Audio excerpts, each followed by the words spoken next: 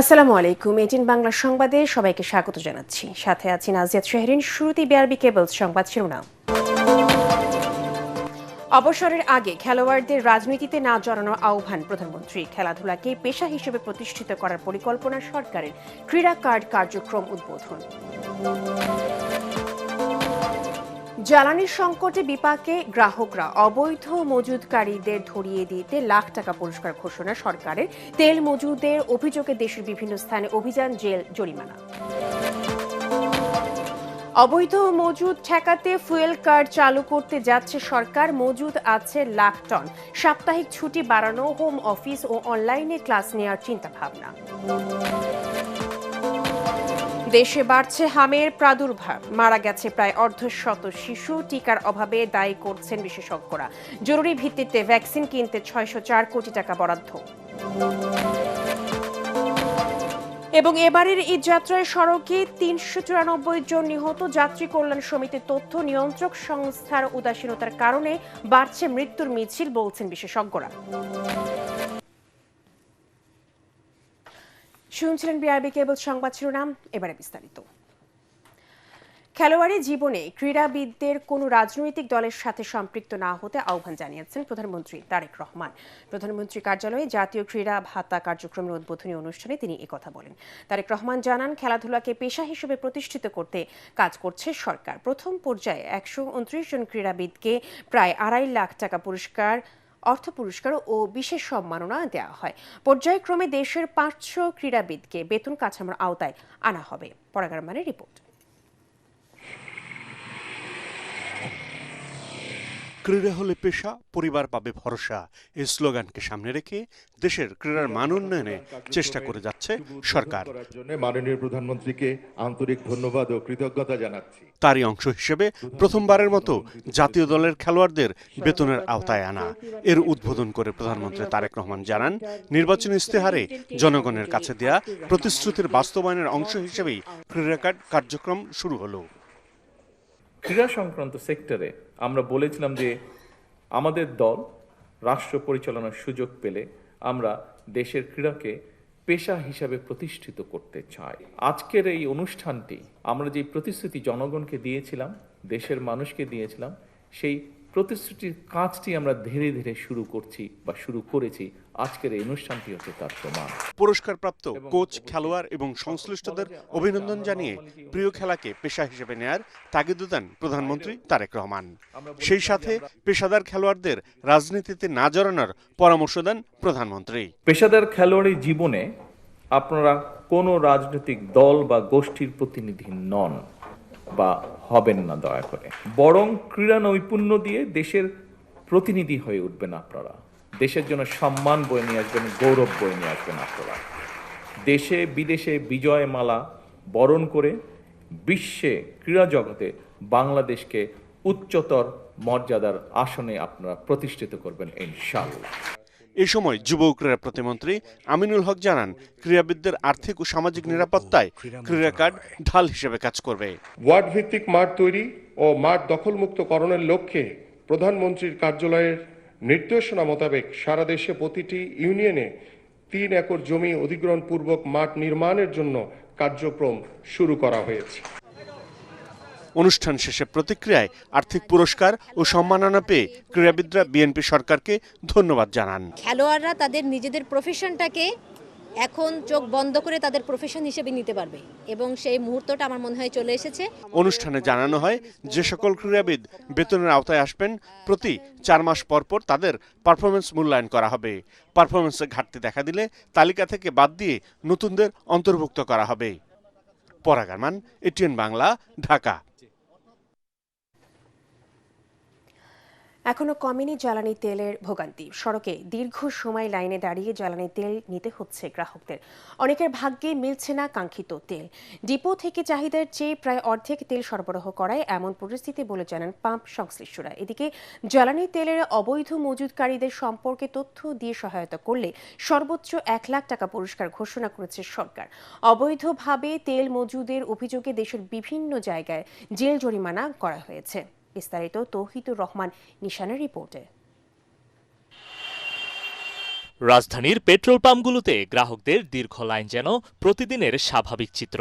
Depot থেকে অনেক পাম্পে তেলের গাড়ি আসতে দুপুর গড়িয়ে যায়, কিন্তু পাম্পগুলোর সামনে ভোর থেকেই গ্রাহকদের অপেক্ষার লাইন শুরু হয়। গভর্নমেন্ট তো বারবার ডিক্লেয়ার দিচ্ছে যে তেলের সংকট নাই, বাট আমরা আসলে দেখতেছি যে প্র্যাকটিক্যালি বিভিন্ন পাম্পে পাম্প বন্ধ, ঝুলানো আছে, সাইনবোর্ড লাগানো আছে। ভোর 6টায় দাঁড়াইছি জাহাঙ্গীর গেট থেকে।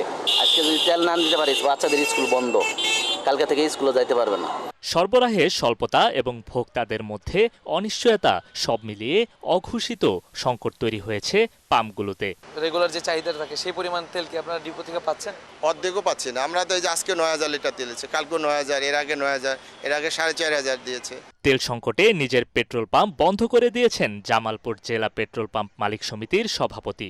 রোববার থেকে বন্ধ রয়েছে তার দেশ ফিলিং স্টেশন। যেখানে ডিজেল বিক্রি হতো 5000 লিটার পার ডে, সেখানে এখন 13,500 14,000 ডিজেল আসলে ওটা 24 ঘন্টা লাগে না, শেষ হয়ে যায়, যার জন্য অতিরিক্ত চাহিদা তৈরি হয়ে গেছে। অবৈধভাবে জ্বালানি তেল মজুত করায় গত 24 ঘন্টায় সারা দেশে 386টি অভিযান পরিচালিত হয়েছে। মামলা হয়েছে 214টি। এছাড়াও 3 জনকে 6 মাসের কারাদণ্ড দিয়েছে ভ্রাম্যমাণ আদালত। এদিকে সোমবার নাটোরের সিংড়ায় অবৈধভাবে 11,000 লিটার তেল মজুত করে রাখার দায়ে এক ব্যবসায়ীকে 1 লাখ টাকা জরিমানা করা হয়। জ্বালানি তেলের অবৈধ মজুত ও পাচারকারীদের সম্পর্কে স্থানীয় প্রশাসনকে সঠিক তথ্য দিয়ে সহায়তা করলে সর্বোচ্চ 1 লক্ষ টাকা পুরস্কার ঘোষণা করেছে সরকার। তৌহিদুর রহমান নিশান, এটিএন বাংলা। ফুয়েল কার্ড দিয়ে জ্বালানি তেল নেয়ার সিস্টেম চালু করতে যাচ্ছে সরকার। অবৈধ মজুদ ঠেকাতে এমন সিদ্ধান্ত বলে জানালেন জ্বালানি মন্ত্রণালয়ের মুখপাত্র মনির হোসেন চৌধুরী। ব্রিফিংয়ে তিনি জানান, দেশে তেলে মজুদ আছে লাখ টনের বেশি, এপ্রিলে আসবে আরও 1.5 লাখ টন। তিনি জানান, সাপ্তাহিক ছুটি বাড়ানো, হোম অফিস কিংবা অনলাইনে ক্লাস সহ বিভিন্ন সুপারিশ পর্যালোচনা করছে সরকার। রিপোর্টে জানাচ্ছেন মাহবুব কবির চপল। মধ্যপ্রাচ্যের যুদ্ধ যত দীর্ঘ হচ্ছে, পাম্পে তেলের জন্য যানবাহনের লাইন ততই লম্বা হচ্ছে। সরকার বলছে, গত বছরের একই সময়ের চেয়ে বেশি তেল সরবরাহ করা হচ্ছে, কিন্তু বাস্তবে ভোগান্তি কমছে না। জ্বালানি মন্ত্রণালয় মনে করছে, অবৈধ মজুতের কারণেই এমন সংকট তৈরি হয়েছে। এবার সেটা বন্ধ করতে ফুয়েল কার্ড দেওয়ার উদ্যোগ নেওয়া হচ্ছে, যেটা দেখিয়ে পাম্প থেকে তেল নিতে পারবে মোটরসাইকেল ও প্রাইভেট কার। ফুয়েল পাসের ব্যাপারে আমি আপনার পয়েন্টটা নিলাম, আমরা আলোচনা করছি। আমরা হয়তো ওই রকম লার্জ স্কেলে মানে কবে যাব সেটা আপনাদেরকে জানিয়েই যাব, বাট সরকার সিদ্ধান্ত নিয়েছে যে এরকম একটা কিছু করা যেতে পারে। আমরা একটা অ্যাপস তৈরি করছি, সেন্ট্রালি করা হবে, আসলে ওই ডিসি অফিস থেকে না, হয়তো সেন্ট্রালি করে ওই ফিলিং স্টেশনগুলোর মাধ্যমে ইয়ে করা যাবে। জ্বালানি মন্ত্রণালয়ের মুখপাত্র জানান, এই মুহূর্তে জ্বালানি তেলের মজুদ আছে 1 লাখ টনের বেশি, এপ্রিলে আসবে আরও 1.5 লাখ টন। এছাড়াও রাশিয়া থেকে 6 লাখ টন তেল কিনতে আমেরিকার সম্মতি চাওয়া হয়েছে। 2টা কার্গো, একটা 3 এপ্রিল, একটা 30 মার্চ, একটা 3 এপ্রিল, এই দুটো আমরা পাচ্ছি, এটা একদম কনফার্ম চলে আসছে। এখানে আমার প্রায় 54,600 মেট্রিক টন। মালয়েশিয়ার বিএসপি থেকে 2টো পাবো, আমরা ইউনিপ্যাকের একটা পাবো, এই সব মিলে যুক্ত হবে আরও প্রায় 1,50,000 মেট্রিক টনের মতো। আমাদেরকে রাশিয়া থেকে যাতে 2 মাসের অন্তত অথবা 6 লক্ষ মেট্রিক টন আমাদের যেরকম ডিজেল আনার অনুমতি দেয়, স্যাংশন ওয়েভার দেয়। তো যাই হোক, সেটা ওনারা বলেছে আমাদেরকে চিঠি দিতে, আমরা সেই চিঠিটা দিয়েছি। আমরা ক্লিয়ার নির্দেশনা দিয়েছি যে এগ্রিকালচারের কে অগ্রাধিকার দিতে হবে। জ্বালানি সাশ্রয়ে বিভিন্ন দেশ উদ্যোগ নিয়েছে। বাংলাদেশে সরকারি অফিসে সাপ্তাহিক ছুটি বাড়িয়ে হোম অফিস কিংবা স্কুল বন্ধ রেখে অনলাইনে ক্লাস নেয়ার কথা বলছেন কেউ কেউ। বিষয়টি সরকার বিবেচনা করছে বলে জানান তিনি। সাশ্রয়ী হওয়ার জন্য আমরা কী আমরা এই যেই কথাগুলো আপনি বললেন, এই সবগুলোই আমরা আসলে বিভিন্ন উৎস থেকে নোট নিয়েছি, লিখেছি। আমরা গভর্নমেন্টও সিরিয়াসলি এগুলো কনসিডার করছে। তিনি জানান, জ্বালানি তেলের দাম বাড়াতে প্রস্তাব এসেছে, মঙ্গলবার এ বিষয়ে সিদ্ধান্ত হবে। আমরা যদি 2 টাকা বাড়াই তাহলে কি হবে, 5 টাকা বাড়াই তাহলে, নানা রকম সিনারিও অ্যানালাইসিস করে ডেফিনেটলি অথরিটি একটা সিদ্ধান্ত আপনাদেরকে দ্রুততম সময়ের মধ্যে জানিয়ে দেবে। মাহবুব কবির চপল, এটিএন বাংলা, ঢাকা। দর্শক, এই মুহূর্তে আসাদ গেট এলাকার একটি পেট্রোল পাম্পে আছেন সহকর্মী মিজান শাহজাহান। সরাসরি কথা বলছি তার সাথে। মিজান, পেট্রোল পাম্পগুলোতে যানবাহনের সারি কেমন দেখছেন এবং গ্রাহকরা এ বিষয়ে কি বলছেন আমাদেরকে বিস্তারিত জানাবেন।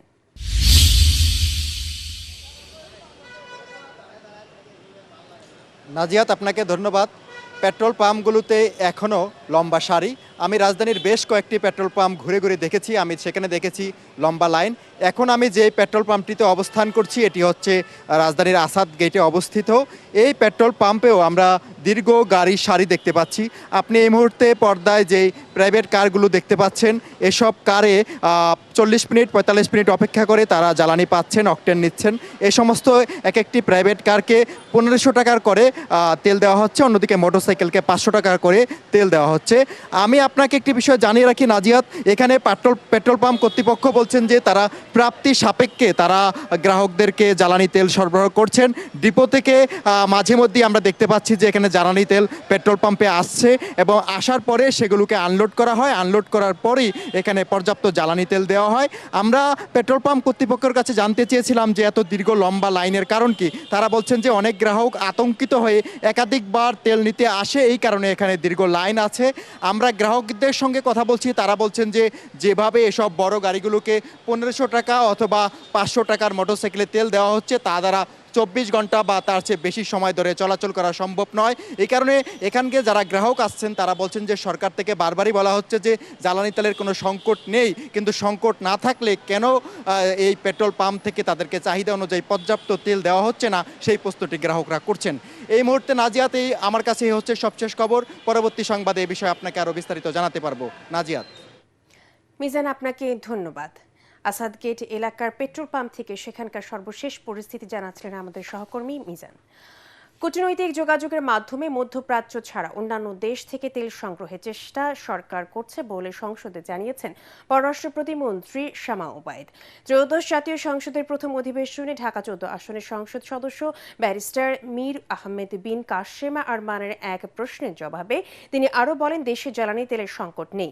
এছাড়াও বাংলাদেশের জন্য ইউরোপ ছাড়াও মালয়েশিয়া, ইন্দোনেশিয়া ও আফ্রিকার বিভিন্ন দেশে নতুন বাজার সৃষ্টির চেষ্টা চলছে বলেও জানান পররাষ্ট্র প্রতিমন্ত্রী। রংপুর 4 আসনের সংসদ সদস্য আখতার হোসেনের প্রশ্নের জবাবে স্বরাষ্ট্রমন্ত্রী সালাউদ্দিন আহমদ সংসদকে জানান, জুলাই যোদ্ধাদের সুরক্ষায় অধ্যাদেশটি সংসদে সর্বসম্মতিক্রমে পাশ করতে ঐক্য হয়েছে। তবে পুলিশ হত্যা এবং জুলাই যোদ্ধাদের উপর হামলাকারীদের বিষয়টি যুদ্ধের ময়দানে ফয়সালা হয়ে গেছে বলেও মন্তব্য করেন তিনি। এছাড়া অন্তর্বর্তী সরকারের মতো বর্তমান সরকার সড়ক আটকে কোনো দাবি আদায়কে বরদাস্ত করবে না বলেও সংসদকে জানান সালাউদ্দিন আহমদ। তিনি আরো বলেন, বাংলাদেশ আর মব সংস্কৃতি থাকবে না। জ্বালানির কোনো সংকট বর্তমানে বাংলাদেশে নেই। মধ্যপ্রাচ্য ছাড়াও যে সকল সোর্স থেকে আমরা জ্বালানি আনতে পারি সে ব্যাপারে আমরা নিরলস কাজ করে যাচ্ছি এবং ইনশাআল্লাহ আমরা সেটাতে সফল হব। সরকার আগাম প্রস্তুতি, ধারাবাহিক আমদানি ও কার্যকর ব্যবস্থাপনার মাধ্যমে সরবরাহ ব্যবস্থাকে দৃঢ়ভাবে অব্যাহত রেখেছে। সরকার সম্ভাব্য চাহিদার চেয়েও বেশি প্রস্তুতি নিয়ে রেখেছে যাতে বাজারে কোনো ধরনের সংকট বা কৃত্রিম চাপ সৃষ্টি না হয়। কিছু সংখ্যক অসৎ ব্যবসায়ী ও কিছু কুচক্রী মহল জ্বালানি তেল পাচারে জড়িত রয়েছে। সরকার জনগণের সাথে নিয়ে এই কঠোর হস্তে দমন করতে বদ্ধপরিকর। অভ্যুত্থানকারী আন্দোলনকারীদের বিরুদ্ধে যারা হানাদার বাহিনীর মতো ঝাঁপিয়ে পড়ে হত্যাযজ্ঞ চালিয়েছে, ম্যাসাকার করেছে, গণহত্যা করেছে, জনতার প্রতিরোধের মুখে কেউ কেউ হয়তো প্রাণ হারিয়েছে, কেউ কেউ আহত হয়েছে, কিন্তু সেটা যুদ্ধের ময়দানে ফয়সালা হয়ে গেছে এবং সেখানে জুলাই যোদ্ধাদেরকে সুরক্ষা দেওয়ার জন্য যে অধ্যাদেশ জারি করা হয়েছে সেই বিষয়ে আমরা এই অধ্যাদেশটি এখানে গ্রহণ করার জন্য সবাই সর্বসম্মত হয়েছি। বাংলাদেশে কোনো রকমের মফ কালচার আর থাকবে না। সংসদ সচিবালয়ের নিজ কার্যালয়ে আজ বিরোধী দলীয় নেতা ডাক্তার শফিকুর রহমানকে আমন্ত্রণ জানান প্রধানমন্ত্রী তারেক রহমান। প্রধানমন্ত্রীর অতিরিক্ত প্রেস সচিব আতিকুর রহমান রুম্মান জানান, জাতীয় সংসদে দক্ষিণ প্লাজায় স্পিকার হাফিজ উদ্দিন আহমেদের সহধর্মিণী দিলারা হাফিজের জানাজা শেষে প্রধানমন্ত্রীর সঙ্গে কথা বলার আগ্রহ প্রকাশ করেন বিরোধী দলীয় নেতা। এই সময় প্রধানমন্ত্রী সংসদ সচিবালয়ে নিজ কার্যালয়ে ডাক্তার শফিকুর রহমানকে আমন্ত্রণ জানান। বৈঠক শেষে প্রধানমন্ত্রী বিরোধী দলীয় নেতাকে তার কার্যালয়ের দিকে খানিকটা পথ এগিয়ে দেন। এই সময় স্থানীয় সরকার মন্ত্রী মির্জা ফখরুল ইসলাম আলমগীর উপস্থিত ছিলেন। দেশে মারাত্মক হারে বেড়েছে হামের প্রাদুর্ভাব, মারা গেছে প্রায় অর্ধশত শিশু। এজন্য টিকার অভাবকে দায়ী করছেন বিশেষজ্ঞরা। সচিবালয়ের স্বাস্থ্যমন্ত্রী জানিয়েছেন, জরুরি ভিত্তিতে টিকা কিনতে 604 কোটি টাকা বরাদ্দ দেওয়া হয়েছে। এপ্রিলের প্রথম সপ্তাহে টিকা এলে ভ্যাকসিন কর্মসূচি জোরদার করা হবে। মাহবুব কবির চপলের আরেকটি রিপোর্ট। দেশে আতঙ্ক ছড়াচ্ছে শিশুদের হাম রোগ। অত্যন্ত ছোঁয়াচে এই রোগটি ছড়িয়ে পড়েছে বিভিন্ন জেলায়। মারা গেছে প্রায় অর্ধশত শিশু। দেশে হামে মৃত্যু শূন্যের কোটায় নেমে এসেছিল। হঠাৎ সেটি কেন মারাত্মক আকার ধারণ করল, সেই প্রশ্ন উঠেছে। সরকারি টিকাদান কর্মসূচি ইপিআইয়ের তথ্য বলছে, গত 2 বছর হামের টিকার সংকট ছিল। ফলে অনেক শিশু এই ভ্যাকসিনের আওতায় আসেনি। এখন জরুরি ভিত্তিতে টিকা কিনতে ইউনিসেফকে টাকা পাঠিয়েছে সরকার। চিকিৎসায়ও নেওয়া হচ্ছে পর্যাপ্ত ব্যবস্থা। 18 সনে একটা ক্যাম্পিং হয়েছে, সেই এরপরে কোনো ক্যাম্পিং হয় নাই। এখন যে মিজেলসগুলি হচ্ছে, ওদের মধ্যে যে আউটব্রেক হচ্ছে, যারা ভ্যাকসিনেটেড না তাদের মধ্যে বেশি করে মারাত্মকভাবে মিজেলসটা দেখা দিয়েছে। না, দেওয়া হয়নি বা কেন কিনা হয়নি এটার উত্তর আমি দিতে পারবো না। আমরা ট্রাই করতেছি কেনার জন্য, কিনবো। অ্যালোকেট করেছি ফান্ড, আমরা কিনবো। আমরা কি পেমেন্ট করে ফেলেছি, টাকাটা ইউনিসেফের কাছে আছে। এখন পারচেজ কমিটির মেইলিস্টটা পেয়ে গেলে আমরা তাদেরকে শুধু অর্ডারটা দিব এবং আমাদের টিকা চলে আসবে ইনশাআল্লাহ। আমার বিশ্বাস যে এপ্রিলের ফার্স্ট উইক থেকে আমরা টিকা পেতে থাকবো। শুধু হাম নয়, যক্ষ্মা, পোলিও, ডিপথেরিয়া, হোপিং কাশি, ধনুষ্টঙ্কার, হেপাটাইটিস বি সহ বেশ কিছু রোগের টিকার সংকট দেখা দিয়েছে। দ্রুত সেগুলো কিনতে 604 কোটি টাকা বরাদ্দ দেওয়ার কথা জানান স্বাস্থ্যমন্ত্রী। আমরা 604 কোটি টাকা আমরা ইপিআই খাতে বরাদ্দ করেছি। আমরা যত প্রম্পটলি পারি ইনশাল্লাহ আমরা টিকা আনবো। হাম, রেবেলা এগুলি আছে, অন্যান্য আরও যেগুলি আছে, মানে ইনফেকশাস ডিজিজের যা যা আছে সবগুলি আমরা আনবো। সব হাসপাতালকে যথাযথ চিকিৎসা দেওয়ার নির্দেশ দেওয়া হয়েছে বলেও জানান স্বাস্থ্যমন্ত্রী। মাহবুব কবির চপল, এটিএন বাংলা, ঢাকা। বিগত বছরের তুলনায় এবার সড়ক দুর্ঘটনা বেড়েছে 8.95%। এ তথ্য জানিয়ে যাত্রী কল্যাণ সমিতি বলছে, এবারের ঈদ যাত্রায় 394 জন নিহত হয়েছেন আর আহত হয়েছে 1288 জন। ঢাকা রিপোর্টার্স ইউনিটিতে সংবাদ সম্মেলনে সংস্থাটির মহাসচিব মোজাম্মেল হক চৌধুরী আরও জানান, ঈদযাত্রায় সড়ক, রেল ও নৌপথে 377টি দুর্ঘটনা ঘটেছে। দুর্ঘটনায় 27.16% motorcycle, 17.73% truck, covered van, 16.22% bus, 15.28% battery চালিত রিক্সা, 8.49% প্রাইভেট কার, মাইক্রোবাস, 7.73% নসিমন, করিমন ও 7.35% সিএনজি চালিত অটোরিকশায় ঘটেছে।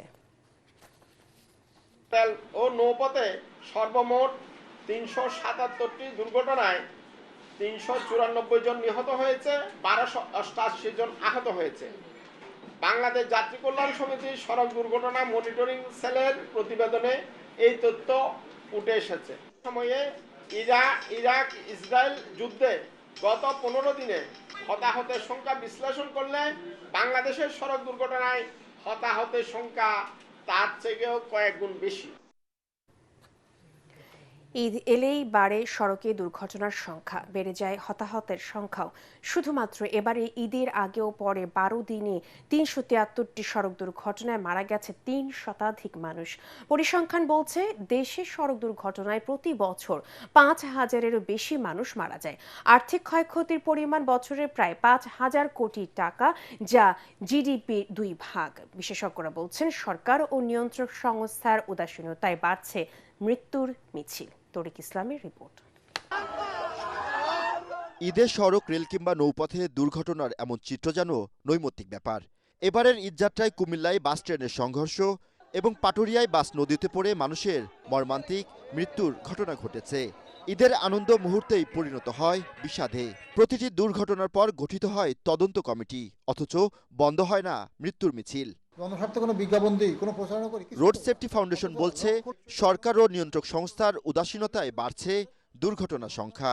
বাংলাদেশে মেয়াদ উত্তীর্ণ যানবাহনের মোটরযানের সংখ্যা আছে 5 লক্ষ, এর মধ্যে 70,000 বাস এবং ট্রাক আছে এবং এইগুলোর 70% আবার চলাচল করে। এখন এই সমস্ত যানবাহনকে সড়ক থেকে প্রত্যাহার করতে হবে, চলাচল বন্ধ করতে হবে, এগুলো খুব কঠোর সিদ্ধান্ত নিতে হবে সরকারকে। কিন্তু সরকার যখন সিদ্ধান্ত গ্রহণ করে তখন পরিবহন মালিক সমিতি, শ্রমিক সংগঠনগুলো আপত্তি জানায়, তারা বাধা দেয় এবং সরকার নথি স্বীকার করে, কিন্তু নথি স্বীকার করা তো সরকারের কাজ না। এদিকে সড়কের বিশৃঙ্খলা রোধ ও দুর্ঘটনা কমাতে সরকারকে কঠোর হওয়ার পরামর্শ বুয়েটের বিশেষজ্ঞের। দাবি জানান স্বল্প ও দীর্ঘমেয়াদী পরিকল্পনার। আমাদের কোনোভাবেই ঝুঁকির সাথে আপোষ করা যাবে না। গণপরিবহনের সংকট আছে বলে আমি অনুমোদন দিব লক্কর চক্কর বাস, আবার বলবো দুর্ঘটনা কমাবো, এটা কিন্তু পলিসির সাথে সংঘর্ষ হয়ে যাবে। আমি বলবো এখন থেকেই সরকার প্রশাসনকে অভিযান চালাতে হবে, ঢাকার আশেপাশে যত ওয়ার্কশপ আছে কোথাও যেন লক্কর চক্কর বাস ঠিক করার সুযোগ না পায়, এটা বন্ধ করে দিতে হবে। সমস্ত বিনিয়োগ আপনি ঢাকায় করেছেন, সমস্ত মানুষ ঢাকায় নিয়ে আসছেন, ঢাকা ভারাক্রান্ত, মানুষ দ্বারা ভারাক্রান্ত, অবকাঠামো দ্বারা ভারাক্রান্ত। Enough is enough. বিআরটি এর তথ্য মতে সড়ক দুর্ঘটনায় প্রতি বছর মারা যায় 23,000-এর বেশি মানুষ। 2014 থেকে 2025 সালের সেপ্টেম্বর পর্যন্ত নিহত হয়েছে প্রায় 70,000 মানুষ, আহত হয়েছে অন্তত 1.25 লাখ। এসব দুর্ঘটনার প্রায় 40%ই মোটরসাইকেল দুর্ঘটনা। তরিক ইসলাম, এটিএন বাংলা, ঢাকা। গণভোট বাতিল হলে নির্বাচিত সংসদের বৈধতা নিয়েও প্রশ্ন উঠবে।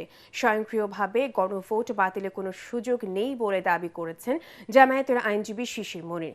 হাইকোর্টের সাংবাদিকদের তিনি বলেন, জুলাই জাতীয় সনদ, গণভোট এবং জাতীয় নির্বাচন ওতপ্রোতভাবে জড়িত। গণভোট বাতিল হলে জাতীয় সংসদ নির্বাচনের ফলাফলও বাতিল হয়ে যাবে। জামায়াতের কেন্দ্রীয় কর্মপরিষদ সদস্য ও আইনজীবী শিশির মনির আরও বলেন, বিচার বিভাগে পৃথক সচিবালয় ও বিচারপতি নিয়োগ অধ্যাদেশ অসাংবিধানিক ঘোষণা করে উচ্চ আদালতকে ধ্বংসের পায়তারা চলছে। গুম কমিশন, দুদক সংস্কার কমিশন, বিচারপতি নিয়োগ সংক্রান্ত অধ্যাদেশ সহ 20টির মতো অধ্যাদেশ বাতিলের প্রতিবাদ জানান তিনি। সংসদে নিরঙ্কুশ সংখ্যাগরিষ্ঠতার সুযোগ নিয়ে যুক্তির চাইতে শক্তি ও অহংকার প্রদর্শন করা হলে পরিণতি ভালো হবে না বলেও মন্তব্য করেন তিনি। গণভোট অধ্যাদেশের সঙ্গে জুলাই সনদ বাস্তবায়ন আদেশের ধারা 6 এবং বাংলাদেশের নির্বাচন কমিশন কর্তৃক ঘোষিত নির্বাচনের তফসিল ওতপ্রোতভাবে জড়িত। একটাকে যদি আরেকটা থেকে আলাদা করা হয় তাহলে আরেকটা অটোমেটিক মৃত্যুবরণ করবে। কোর্টে যদি কোনো কিছু পেন্ডিং থাকে তাহলে পার্লামেন্ট এটাকে রেসপেক্ট প্রদর্শন করবেন। আবার উল্টাও আছে, parliament as an independent organ, they can take their decision independently. Majority যদি কারো থাকে, তারা যদি যুক্তির চাইতে অহংকার আর শক্তি প্রদর্শন করেন, এটা শেষ পর্যন্ত জাতিগতভাবে ভালো কোনো রেজাল্ট দেয় না। এটার প্রমাণ আমরা সকলে। এবার ইরান আমেরিকা যুদ্ধ প্রসঙ্গ।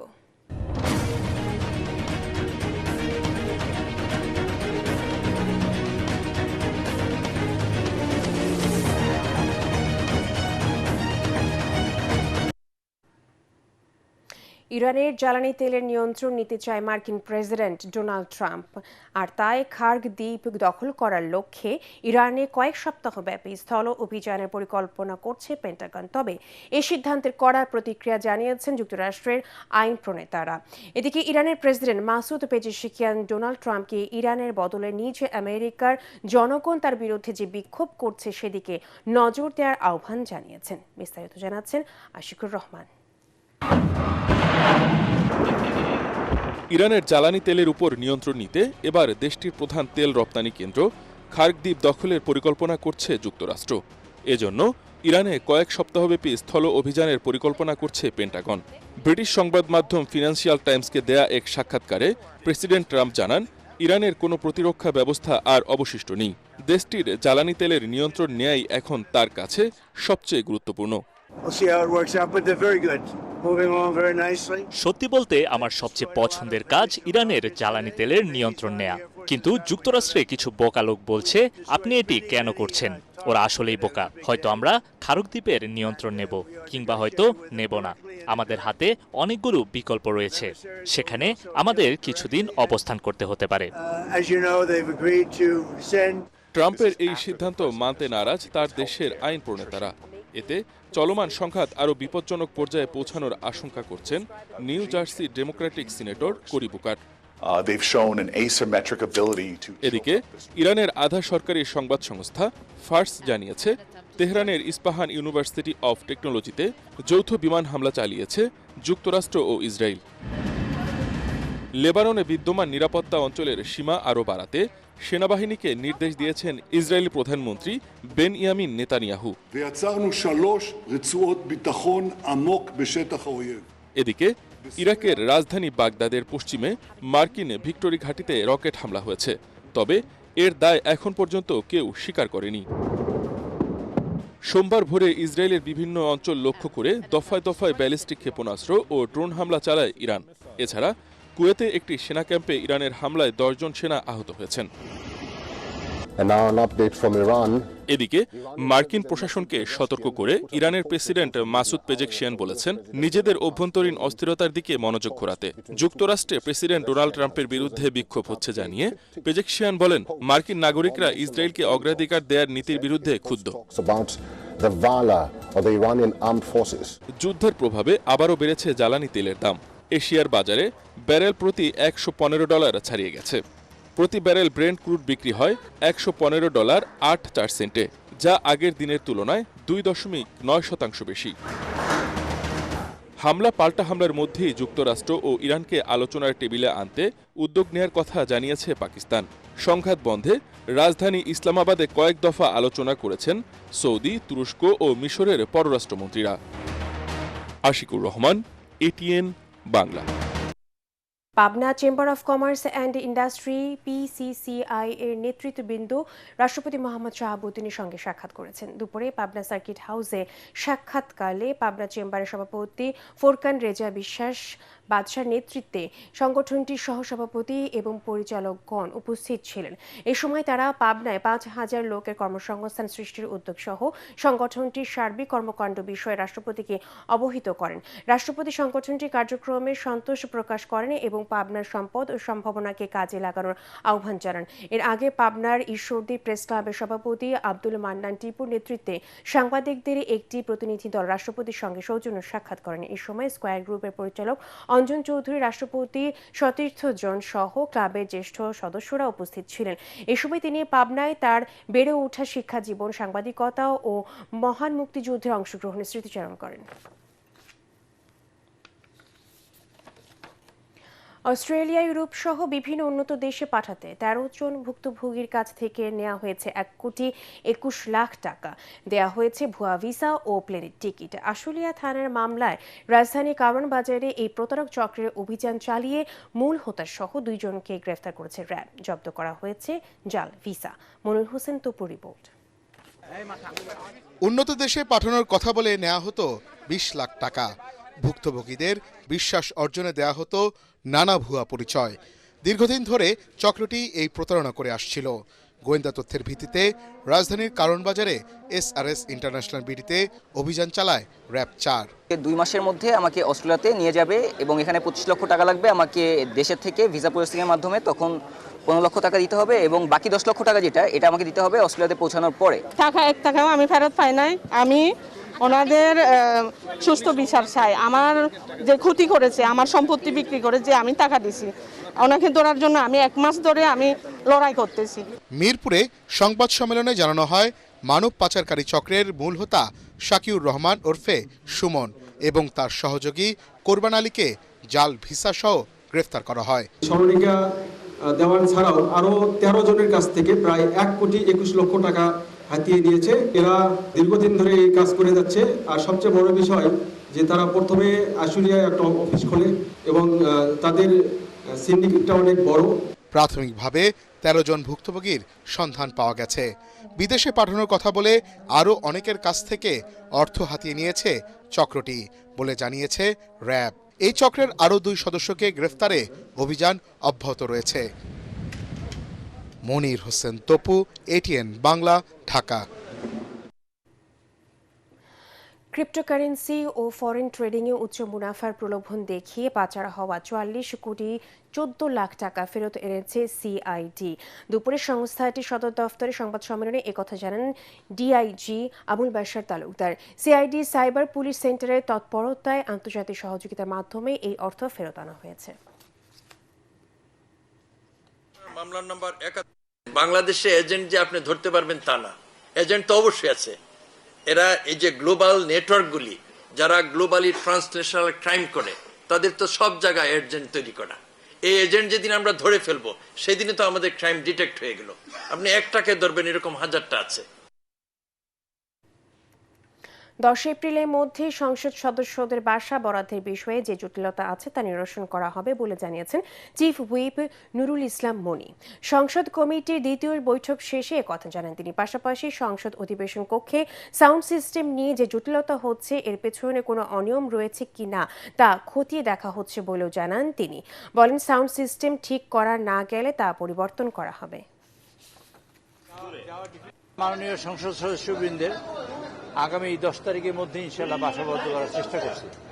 সেজন্য আমরা আবার পরের মিটিং 1 তারিখে রেখেছি, কারণ এর মধ্যে যা নাই তা হলো আমাদের প্রয়োজনীয় জিনিসপত্র বলতে কিছুই নেই। আবার কিছু কিছু 2020 সালে হয়েছে, মানে 2000 সালে তৈরি হয়েছে, তার অনেক কিছু নষ্ট হয়েছে।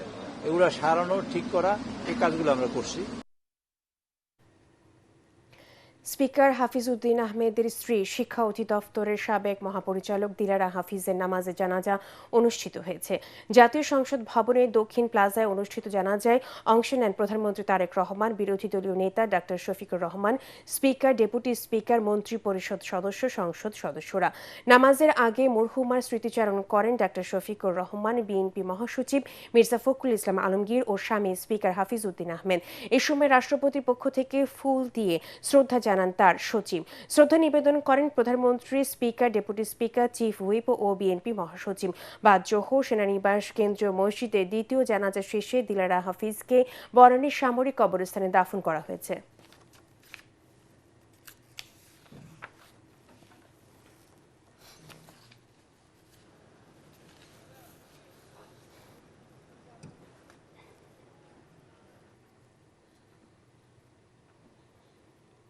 একাডেমিক চর্চা এবং গবেষণার উপর জোর দিলে বাংলাদেশের তরুণ চিকিৎসকরা দেশের চিকিৎসা ব্যবস্থাকে বিশ্বমানের করে তুলবে বলে মন্তব্য করেছেন স্বাস্থ্য প্রতিমন্ত্রী ডাক্তার এম.এ. মুহিত।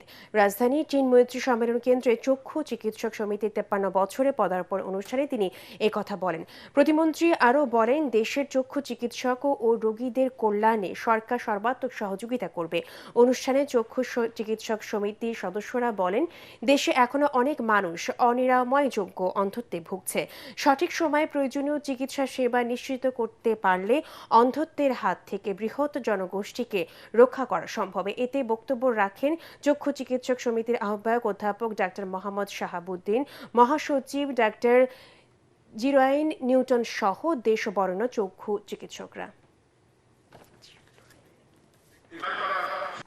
বাংলাদেশের সকল চিকিৎসককে নিয়ে আমরা চিকিৎসকদের অধিকার যেমন রক্ষা করব, যে জনগণ আমাদের ভোট দিয়ে এনেছেন ক্ষমতায়, সেই জনগণের অধিকার, সেই জনগণের কাছেও আমাদের জবাবদিহিতা রয়েছে। সেই রোগীর নিরাপত্তা এবং চিকিৎসকের নিরাপত্তা একসাথে আমরা নিশ্চিত করার জন্য কাজ করব। ময়মনসিংহের ভালুকায় ক্ষীর নদীতে সেতু না থাকায় ঝুঁকি নিয়ে যাতায়াত করছেন 3 ইউনিয়নের 10 গ্রামের মানুষ। কাঠের সাঁকো দিয়ে পারাপারে প্রতিদিন চরম দুর্ভোগ পোহাতে হচ্ছে শিক্ষার্থী সহ স্থানীয়দের। সমস্যা সমাধানে আশ্বাস দিয়েছে উপজেলা প্রশাসন। ময়মনসিংহের ভালুকা থেকে আনোয়ার হোসেন তরফদারের পাঠানো রিপোর্ট, জানাচ্ছেন মাসুদ রানা। খাল, বিল, নদী বেষ্টিত 11টি ইউনিয়ন নিয়ে গঠিত ময়মনসিংহের ভালুকা উপজেলা মাঝখান দিয়ে বয়ে গেছে ক্ষীর নদী। ক্ষীর নদীর তীরে শত বছরে পনাশাইল বাজারে ঘাটে একটি সেতুর অভাবে দীর্ঘদিন ধরে দুর্ভোগে রয়েছেন ভালুকা, হরিবাড়ি ও রাজৈন ইউনিয়নের মানুষ। এই নদীতে বাঁশ কাঠের সাঁকোর উপর দিয়ে জীবনের ঝুঁকি নিয়ে যুগের পর যুগ যাতায়াত করছেন তারা। এই এলাকাটা বিরাট এক জনবহুল এলাকা। এমন হয়েছে 11 নং রাজু ইউনিয়ন, এমন 6 নং ভালুকা ইউনিয়ন। এখানে অনেক লোকজন এখন প্রতি ডেলি চলাফেরা করে। এই ক্ষীর নদীর উপর দিয়ে ব্রিজটা খুবই দ্রুত করা জরুরি, কারণ এখান দিয়ে এই পনাশাইল অনেক মাদ্রাসা আছে, প্লাস স্কুল আছে। বলে কিন্তু আসলে দেয় না, বাইল দেয় আমাদেরকে, বাইল দেয় সবাই, প্রত্যেকটা সরকারে আমাদেরকে বাইলটা যাইতেছে, বাইলটা বুঝায় খালি ভোট নেয়, কিন্তু আসলে করে না। সরকারের কাছে আকুল আবেদন যে বালুকার মধ্যে, শিল্প এলাকার মধ্যে এই ব্রিজটা অতি তাড়াতাড়ি করার প্রয়োজন। এদিকে উপজেলা প্রকৌশলী মাহফুজুর রহমান বলেন, নতুন সেতু তৈরির বিষয়টি স্থানীয় সরকার প্রকৌশল অধিদপ্তরকে জানানো হয়েছে। সংক্রান্ত যে সমস্ত তথ্য লাগে, যে এই height flood level appraisal format থাকে একটা, বুঝছেন, ব্রিজের বিভিন্ন তথ্য থাকে, লেন্থ কত হবে, তারপরে সর্বোচ্চ বন্যার লেভেল কত, এগুলো যে তথ্যগুলো লাগে এই তথ্যগুলো আমরা পাঠাইছি। খিরু নদীতে একটি সেতু নির্মাণ করা হলে কয়েকটি ইউনিয়নের মানুষের দুর্ভোগ দূর হবে, সেই সাথে যোগাযোগ ও ব্যবসা বাণিজ্যের উন্নয়ন ঘটবে বলে মনে করছেন স্থানীয়রা। Bureau report, ATN Bangla. এবারে অর্থ সংবাদ।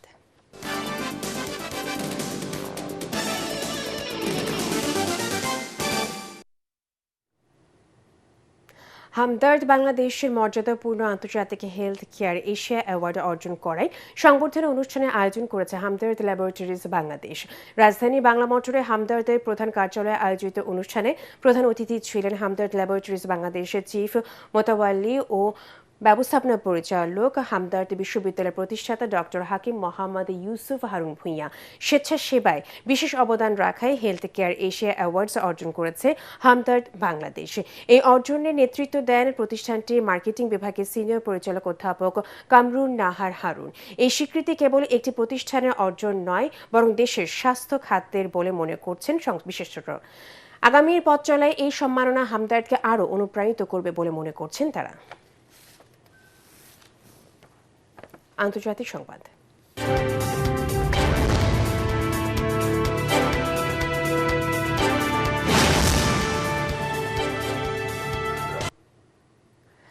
মধ্যপ্রাচ্য ইস্যুতে এবার নিজের শক্ত অবস্থানের কথা জানালেন ব্রিটিশ প্রধানমন্ত্রী কিয়ার স্টারমার। সোমবার উলভারহ্যাম্পটনে এক নির্বাচনী সভায় তিনি সাফ জানিয়ে দেন, ইরান সংঘাত তাদের যুদ্ধ নয়। এই লড়াইয়ে ব্রিটেন কোনোভাবেই সরাসরি জড়াবে না। বার্তা সংস্থা অ্যাসোসিয়েট প্রেসের প্রতিবেদনে এ তথ্য জানানো হয়। সভায় স্টারমার বলেন, মধ্যপ্রাচ্যে ব্রিটিশ নাগরিকদের জীবন এবং স্বার্থ রক্ষায় ব্রিটেন সরকার প্রতিশ্রুতিবদ্ধ। মিত্র দেশগুলোর পাশে থাকার আশ্বাস দিলেও কোনো প্ররোচনাতেই সরাসরি যুদ্ধে অংশ নেবে না লন্ডন। ধারণা করা হচ্ছে মার্কিন প্রেসিডেন্ট ডোনাল্ড ট্রাম্পের অব্যাহত চাপের মুখেই এমন মন্তব্য করলেন ব্রিটিশ প্রধানমন্ত্রী। খেলার খবর।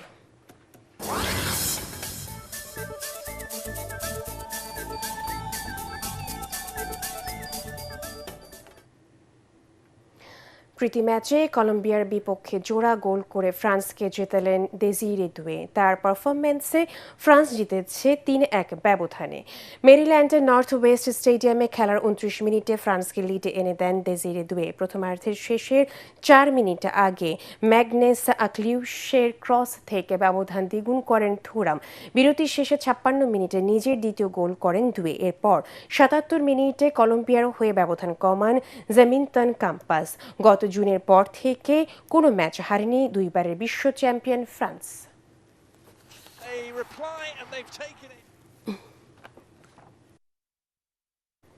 শেষ করার আগে বিআরবি কেবল সংবাদ শিরোনামগুলো জানিয়ে দেব আরও একবার। অবসরের আগে খেলোয়াড়দের রাজনীতিতে না জড়ানোর আহ্বান প্রধানমন্ত্রীর। খেলাধুলাকে পেশা হিসেবে প্রতিষ্ঠিত করার পরিকল্পনা সরকারের। ক্রীড়া কার্ড কার্যক্রম উদ্বোধন। জ্বালানি সংকটে বিপাকে গ্রাহকরা। অবৈধ মজুদকারীদের ধরিয়ে দিতে লাখ টাকা পুরস্কার ঘোষণা সরকারের। তেল মজুদের অভিযোগে দেশের বিভিন্ন স্থানে অভিযান, জেল জরিমানা। অবৈধ মজুদ ঠেকাতে ফুয়েল কার্ড চালু করতে যাচ্ছে সরকার। মজুদ আছে লাখ টন। সাপ্তাহিক ছুটি বাড়ানো, হোম অফিস ও অনলাইনে ক্লাস নেওয়ার চিন্তাভাবনা। দেশে বাড়ছে হামের প্রাদুর্ভাব। মারা গেছে প্রায় অর্ধশত শিশু। টিকার অভাবকে দায়ী করছেন বিশেষজ্ঞরা। জরুরি ভিত্তিতে ভ্যাকসিন কিনতে ৬০৪ কোটি টাকা বরাদ্দ। এবং এবারের ঈদযাত্রায় সড়কে ৩৯৪ জন নিহত। যাত্রী কল্যাণ সমিতির তথ্য, নিয়ন্ত্রক সংস্থার উদাসীনতার কারণে বাড়ছে মৃত্যুর মিছিল বলছেন বিশেষজ্ঞরা। পরবর্তী সংবাদ দেখার আমন্ত্রণ জানিয়ে এখনকার মতো শেষ করছি। এটিএন বাংলা সংবাদ ইউটিউবে দেখতে ব্রাউজ করুন youtube/18 বাংলা নিউজ। ধন্যবাদ সবাইকে।